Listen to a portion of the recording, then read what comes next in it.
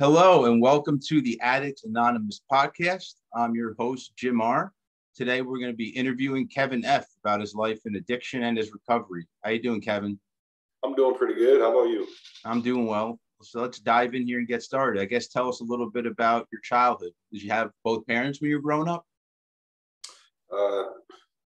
Yes and no. My mom passed when I was like 7 years old. And so I spent a lot of time like at just the daycare across the street.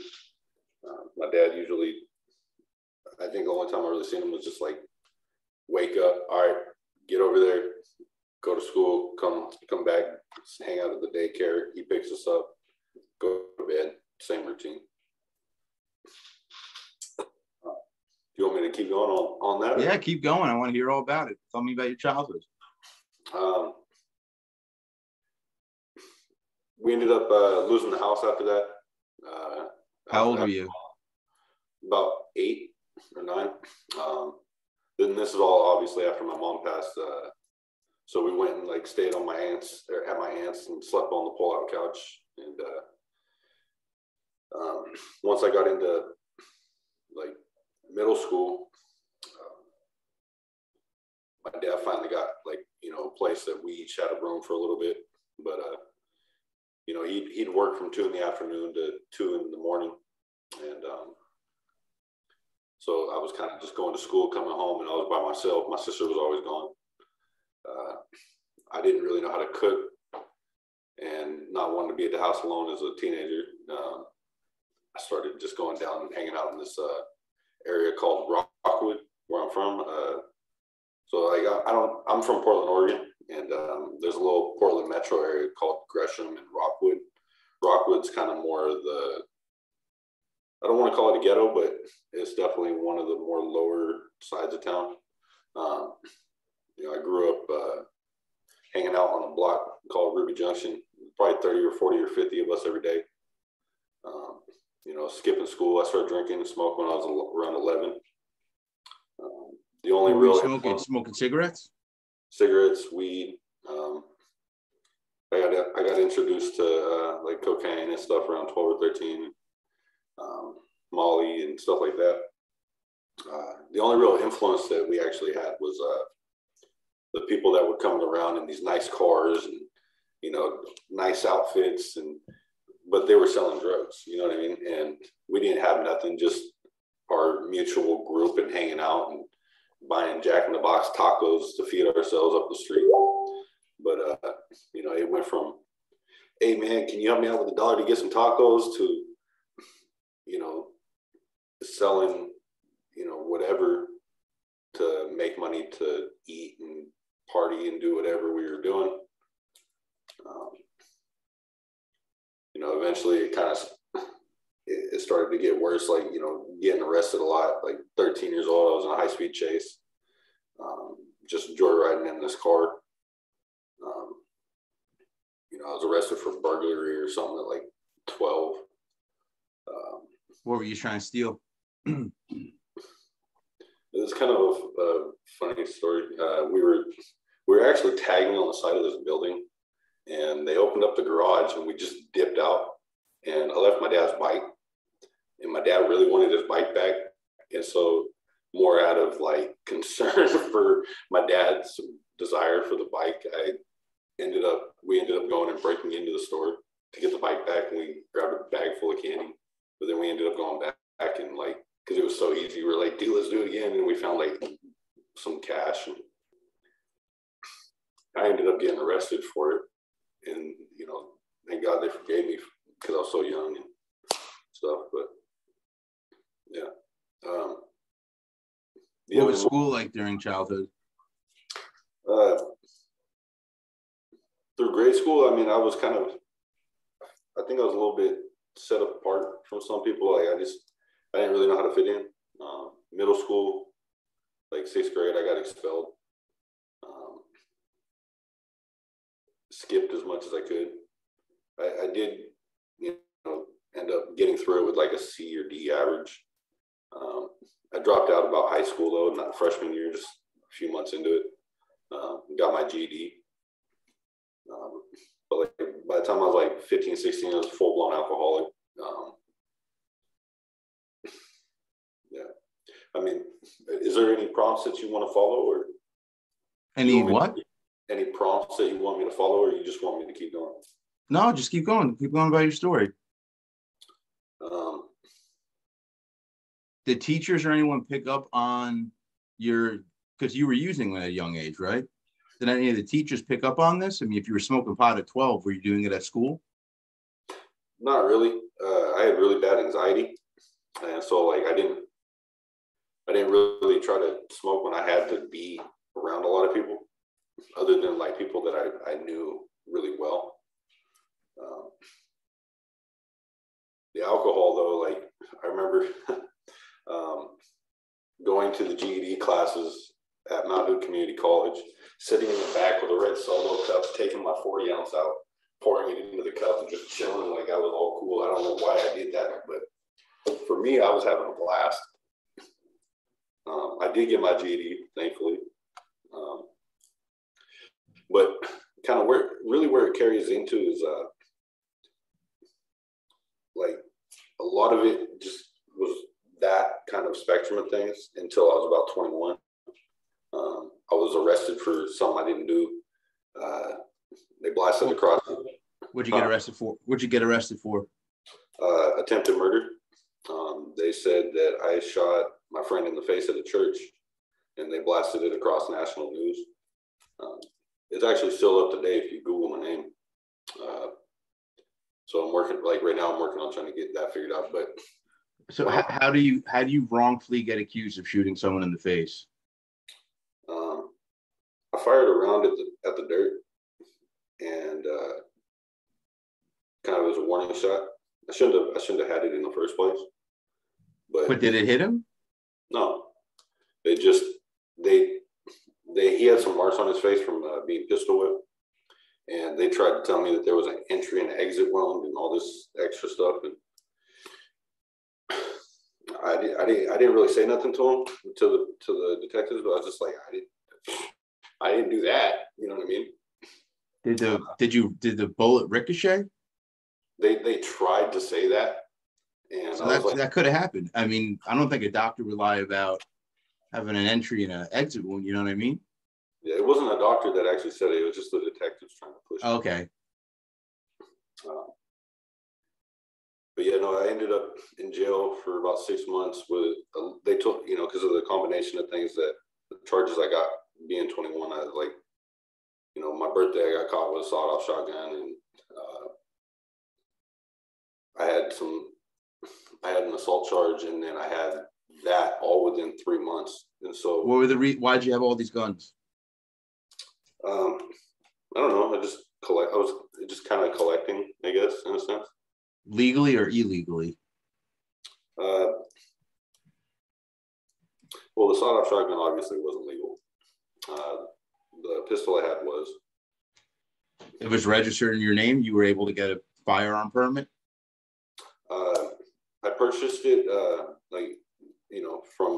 from friends I knew that owned it legally, and I got all the paperwork. I don't think I actually went about registering it yet. I also never took any classes on proper training, which I should have, but I don't need guns. And I understand that now. It's just being 21 years old, I think I was infatuated with them more than anything. What do you think it was about? The power of holding a gun, or what? It was. I think it was just more. No, I didn't really feel power in it. It was just like, it's kind of like, just having like a collection of cool things. You know what I mean? Like some people have cars, some people have knives, some people have guns, some people have coins. It's just I liked that at that time. But what I was trying to get to is what ended up happening is I was doing really well. I was dating this chick. Her stepdad was a superintendent at one of the big companies around here, and I was working for them at that company and staying with them, saving money, and me and her were together for a good solid a few years, and everything was going really well. And when I got in trouble for all these things, it just kind of everything went downhill. And when I was in jail, you know, they gave me a lawyer that was retiring in 3 months and told me I was a good for nothing lying piece of crap. And you know, everything went away. Like, aren't you allowed to ask for a different attorney? I tried, but they denied me. And you know, it got to the point where my family stopped coming to see me. You know, going through that phone call, you know, on the phone with my ex, figuring out that she was in bed with somebody else. My sister went over there to check on her. You know, just a lot of emotional roller coaster through that. And it was all self-inflicted, obviously, but you know, at the time I felt like I was just in an accident. What ended up happening after that is, so the following years, like, you know, I got out after that 6 months, and I kind of got out, hit the ground running. I had a nice little packet of like what I was going to do. Within a month, you know, I had an apartment, a girl, a job. I was going to school full time for my A+ certification for computer hardware, and you know, me and her ended up having a falling out. I kind of relied a little bit too much of my life on her support, so it was like half of my input in, you know, some of my basic needs, like my housing and my car, were invested with half of what she was putting in. So when she left it, I was kind of, all that had to be made up for what with what I didn't have at the moment. And you know, obviously having that, I think I was definitely codependent at the time. Having that separation, it hurt. But what made you leave? What leads you to think you had codependency issues? Well, going through the steps through this program that I just graduated, I found that it really stems from, you know, not having my mother early on in my life. And so seeking that female interaction and comfort, in a sense. It sounds kind of weird to say like that, but like, you know, having that other part of the relationship, that love, that I don't have the words for it. You know, it's crazy. I'm usually better at telling the story, all of it, but I'm just gonna put it to you like this, man. What I went through with that at the very beginning, and when I was 21, it ended up coming to a point where it's like I went from trying to do good, failing, back to, you know, selling drugs, to trying to do really well. I did really well at some point, and I tried to get out of it, tried to, you know, move, and got into a house with my friend. Tried to get out of what? Selling drugs? Yeah. I just wanted a normal life, you know what I mean? And like, I didn't really know how to live it. I tried doing like normal jobs, but I have club foot, so it makes it really hard for me to stand. And so that definitely played a role. And plus my lack of education made it really hard for me to find a job that I could physically do. Then also, you know, the no routine. It was like a constantly revolving schedule. People calling you all times of the day, drug dealing for years. And so that wasn't conducive to supporting any, you know, real career path. And at the time, I guess I didn't really see it. I wasn't aware. I kind of was, but it was like I didn't know how to get out of that rut. But what ended up happening is I ended up failing, trying to do it right, and then obviously, you know, trying to do it the wrong way had its own ends in failure. And after so many failures, I started to give up, you know, and I started using drugs, and personally like meth, and I kind of replaced the alcohol with meth. And I went on a binge for like 3-4 years, and was completely homeless, no car, estranged from all my friends and family. till eventually, like in January 2021, I was arrested with 18 felonies, and looking at what was probably going to be for sure prison. What ended up happening though, I was aware that I really wanted to do something different, and the only things that I could see that I could use to be proactive with that was just taking what I had around me, which was books. And the two main ones actually that really made things click for me was, first off, the Bible. And the second one was this book called The Kid and CEO by Tom Pace, about a kid that was in jail, and how this dude was coming in doing some meetings, and kind of guided him on, what to read and what to make plans for. When he got out, the kid ended up getting a reference for a place to stay, ended up getting a job opportunity and starting his own businesses, and then eventually ended up meeting the governor and having everything expunged and all that. It was a really good story. For some reason, it really inspired me.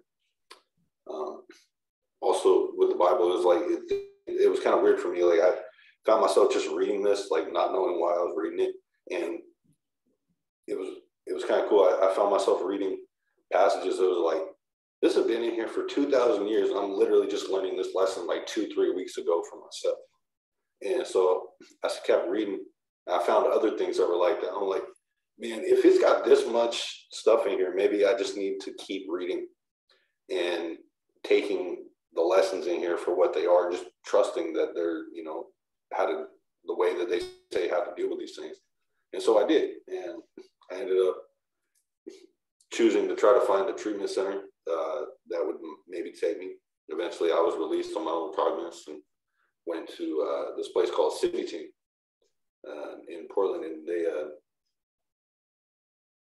ironically were faith-based treatment organization, and they were the only people that answered the phone. They even came and picked me up.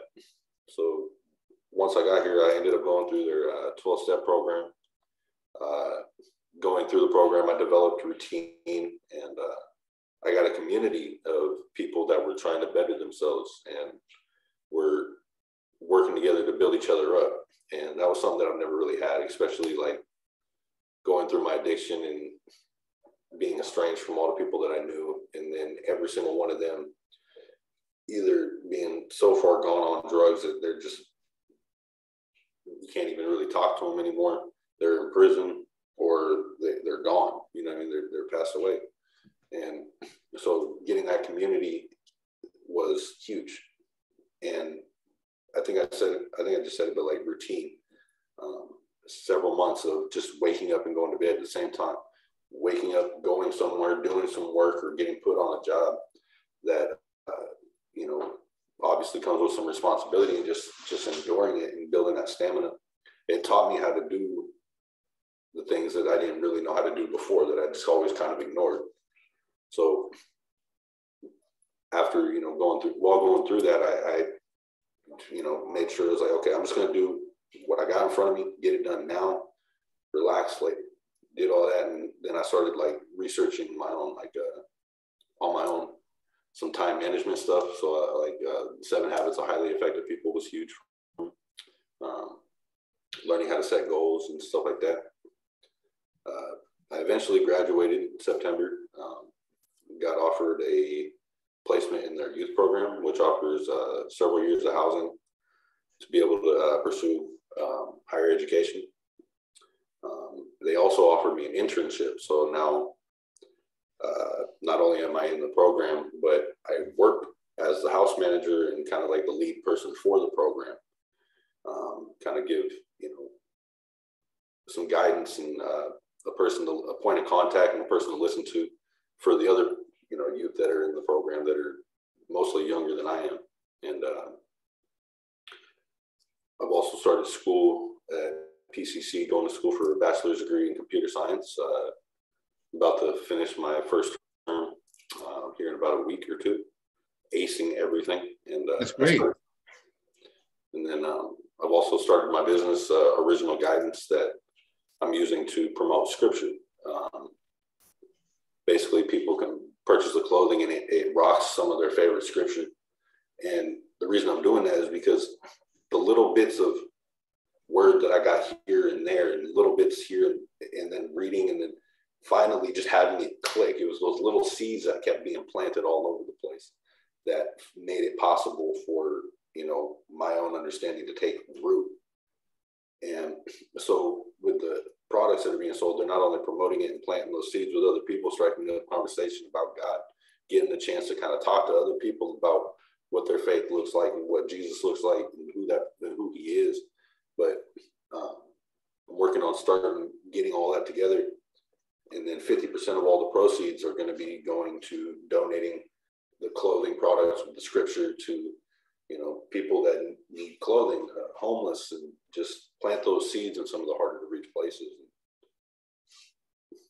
Yeah, I mean, everything is looking really good for me. I've been able, you know, something recently, I just got a chance to go speak in front of a bunch of city leaders and council and commissioners about, you know, my story, kind of what I went through, and kind of how I turned it around. And it was really cool having, you know, being able to talk in front of them, because they were asking me, like, what was a struggle for you? You know, what can we do to make it, you know, easier for the next guy? And I was like, really just make the resources and the options of common knowledge not have to be something that you have to fiercely seek out, because I couldn't find nowhere to go when I was homeless. I didn't know where to go. COVID shut everything down. You know, yeah. So sounds like you got your life together now. Yeah, everything's going really well. So what's a lesson that you've learned from all this that maybe you can give the viewers and the people listening some advice on how to help themselves in their future?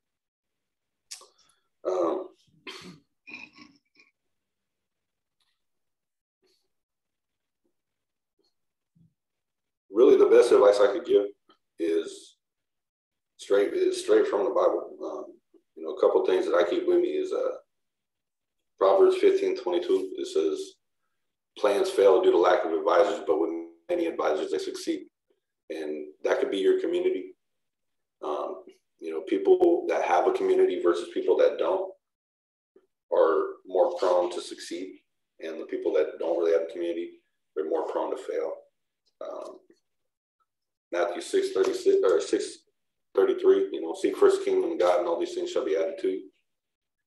You know, just try to gain awareness and separate yourself from, you know, the instinctual heart, flesh driven desires and your mind from each other, and try to rule yourself with your spiritual side, your mind, your soul, and pick a good leader for that. For me, mine was God. You know what I mean? It gave me insight on how to be of the soul and of the spirit versus, you know, of the flesh and the desires, the drugs, the girls, all the things that cause all these problems.